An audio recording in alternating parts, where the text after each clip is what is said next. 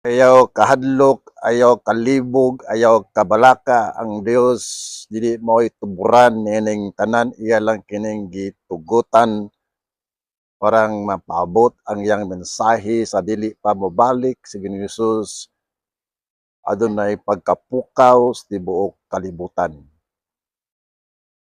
Usahay ang atong nahuna, atong pagbati na sentro na sa negatibo tungod sa kaguliyan, tungod sa linog, tungod sa kagutom, tungod sa gera. Limtan nato nga ang Dios dunay paghimuon nga pagkapukaw sa tibuok kalibutan, adunay may tabo nga revival para mabalik iyang mga katawan diya siyang sabakan. Basta gatugot lang ang Dios sa mga negatibo nga mga pamaagi. Yang gitugutan ang kaaway, gitugutan niya ang principalities and the power of this air, an instrument to wake up us as a church, as a believers.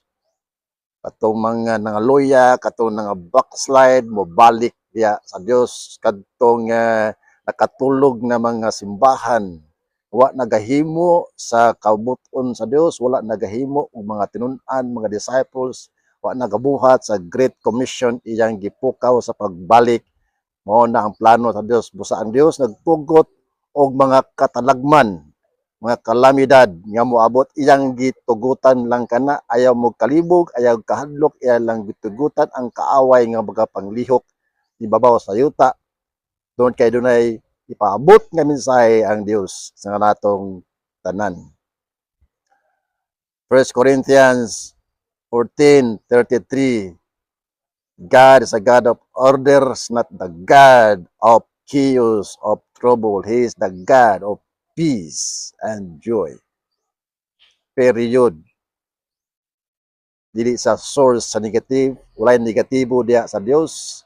God is good all the time.